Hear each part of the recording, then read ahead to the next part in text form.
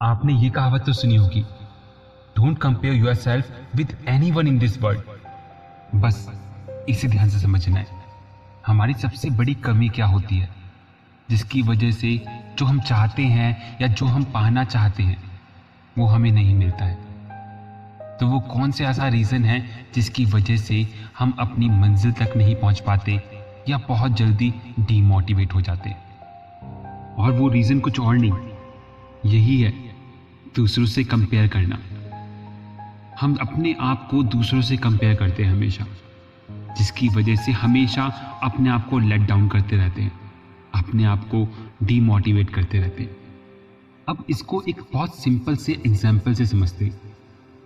जैसे कि आप जानते हो कि सभी आजकल गवर्नमेंट जॉब की तैयारी कर रहे हैं, कंपटीशन बहुत बढ़ चुका है और मैक्सिमम स्टूडेंट्स का सिलेबस भी कंप्लीट है। स्टिल फिर भी compete करना है और हमें अपनी जगह बनानी है। तो कौन सी ऐसी चीज़ें हो सकती हैं जिनकी वजह से हम आगे निकले, हम वो गवर्नमेंट जॉब पा सके। तो कुछ स्टूडेंट्स की स्ट्रैटेजी क्या होती है? पहली तो स्ट्रैटेजी ये होती है कुछ लोगों की कि हमें पूरा कंसंट्रेशन से पढ़ना है, हमें डिस्ट्रैक्ट नहीं होना। और यकीन मानो ऐसे लोग ही सक्सेसफुल होते हैं। और वहीं दूसरे टाइप के लोग देखो, वो क्या करते हैं कि खुद पढ़ते हैं लेकिन दूसरों को डिस्ट्रैक्ट करते हैं। कैसे?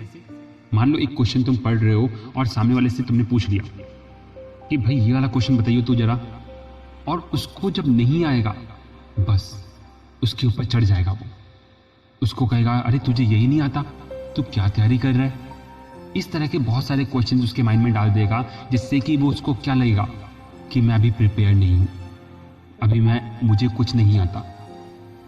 तो फाइनली उसका क्या होगा, उसका मन डाउन हो जाएगा और उसको चाहे कितना भी आता क्यों ना हो, वो एग्जाम में अच्छा परफॉर्म नहीं कर पाएगा।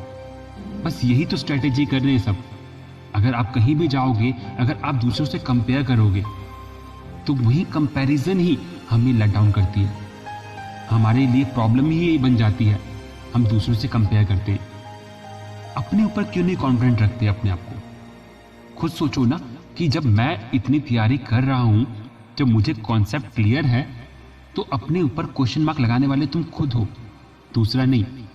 अगर दूसरा भी तुम्हें पजल कर रहा है तो उसके पीछे भी रिस्पॉन्सिबल तुम खुद हो, क्योंकि तुम होने दे रहे हो उसको करने दे रहे हो। क्यों?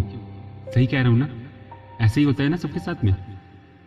बस यही तो प्रॉब्लम है कि हम दूसरों को अपनी प्रॉब्लम में, अपनी लाइफ में इंटरफेयर करने की परमिशन दे रहे हैं, इसलिए वो इंटरफेयर कर रहे हैं, इसीलिए हम खुद डिमोटिवेट हो रहे हैं। जब मुझे खुद पे कॉन्फिडेंस है कि मुझे सारा सिलेबस आता है, मेरे सारे कॉन्सेप्ट्स क्लियर हैं, तो अपने ऊपर क्वेश्चन मार्क लगाना ये है सबसे बड़ी प्रॉब्लम।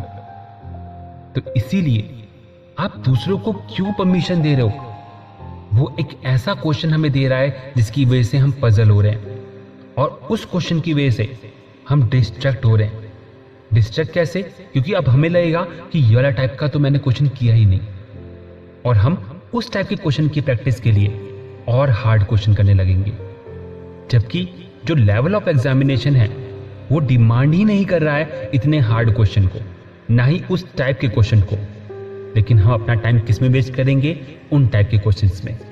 बस ये हमारा वीक पॉइंट आएगा, इसी वजह से सिलेक्शन नहीं होता।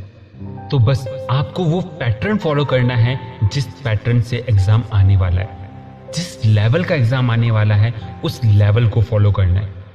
अगर आपने एक बार ये फॉलो कर लिया, एक बार उस पैटर्न को समझ लिया, तो आपका सिलेक्शन पक्का हो जाएगा। लेकिन अगर आप किसी भी सोशल नेटवर्किंग साइट के थ्रू या किसी भी पर्सन के थ्रू आप डिस्ट्रैक्ट हो गए, तो आपको बचाने वाला कोई नहीं बचेगा। फिर आप डिस्ट्रैक्ट हो जाओगे, जो आपके हाथ में अपॉर्चुनिटी है वो आपके हाथ से निकल जाएगी, और आपको फाइनली फिर से 1 साल का वेट करना पड़ेगा नेक्स्ट एग्जाम के लिए, और तब तक बहुत देर हो चुकी होगी शायद। तो अगर आप चाहते हो कि आपका सिलेक्शन हो, तो आपको इस पॉइंट पे वर्क करना है। आपको डिस्ट्रैक्ट नहीं होना है, आपको अपने ऊपर कॉन्फिडेंट रखना है और कंपेयर करना है तो दूसरों से नहीं, खुद से करो। तुम पहले कहाँ थे, अब तुम्हारा लेवल क्या है, बस उस लेवल को जज करते हुए आगे बढ़ते रहो। देखना बहुत जल्दी आपको मंजिल मिलेगी।